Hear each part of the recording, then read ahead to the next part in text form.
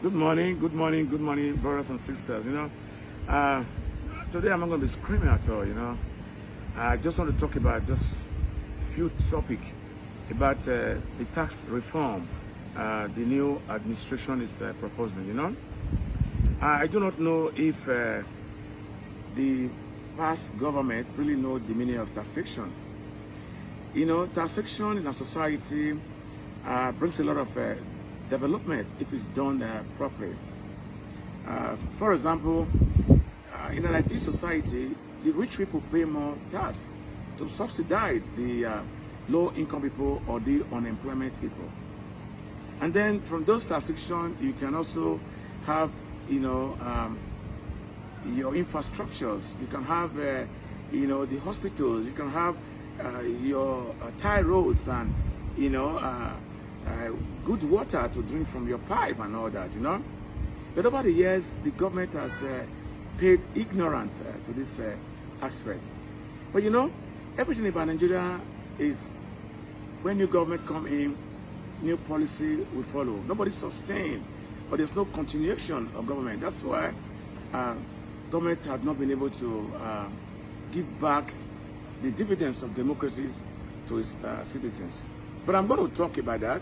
But let me quickly just say something to the shameless, some of them crying babies in National House Assembly.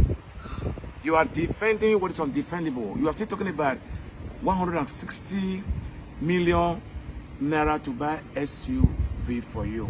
Shame on you. You were not elected for SUV. You were elected to ensure that you repair the damages of the previous government. Where do we get the money from?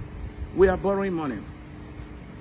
Your colleagues have raised a very important fundamental issue in the House, that over 11 trillion of our money has been spent to repair the 4 NNPC refineries we have.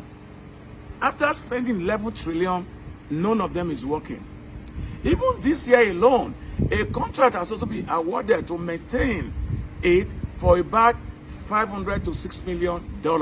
I am quoting, I am citing, I am speaking with authority, because what I'm saying is verifiable. It was even on Arise News this morning. If you disgruntled, some of you, no apology, dishonorable members, because you are not honorable, to put your country into debt. There's nothing honorable about that. You're all dishonorable. Those of you who have that kind of mindset, you will have to investigate those people who stole 11 trillion. You have to investigate the recent $600 million that was just been awarded to this NNPC.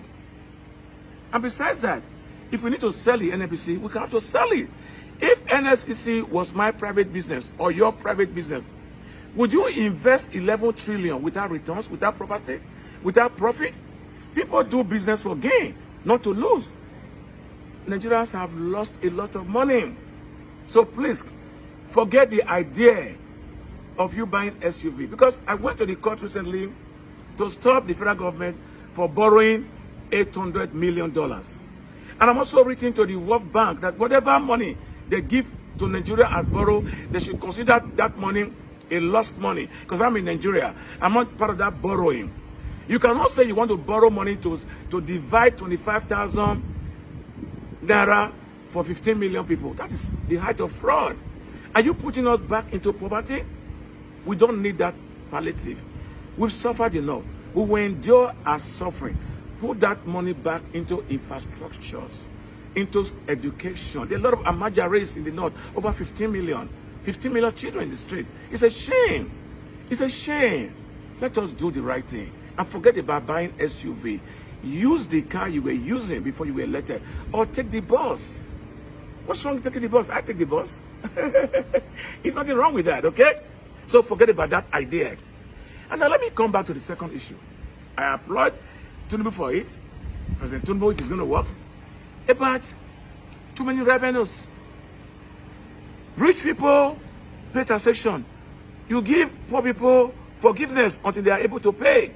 But in Nigeria, it is contrary. The poor pay for the rich to live and to maintain the affluent life. That must stop. How do you now tell S.C. Olumu, who collected a lot of money from drivers in Lagos? How do you not tell Eholor, your daughter, who collected money from market women? This thing go into personal and individual purses.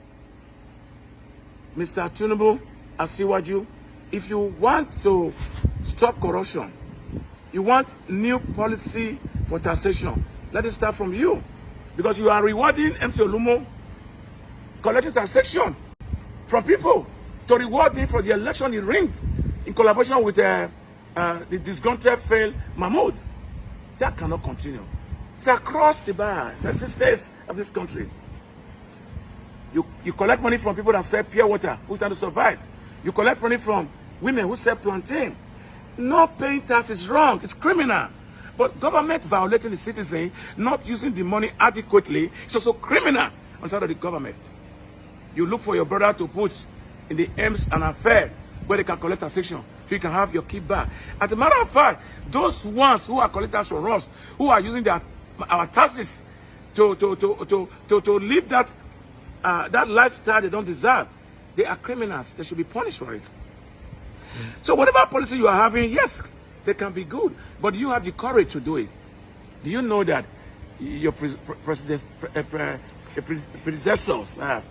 sorry, I'm struggling to say that because I don't know bad people's name. Buhari, a very bad guy, who said if we don't kill corruption as Nigerians, corruption will kill us. Yes, he predicted it was right. But were we able to kill corruption? No. We couldn't kill corruption. Look at the Ikoyi loot. Till today, there's no white paper report on Ikoyi loot. How do we do that? When we are not being honest to ourselves? We cannot borrow money to buy a car for the legislature. Let me say something in Benin, for those who understand in Benin. But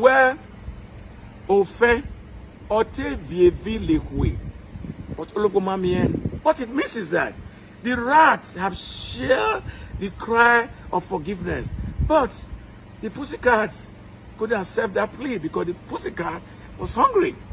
So Buhari had told us that if we do not kill corruption, corruption will kill us. But the cartel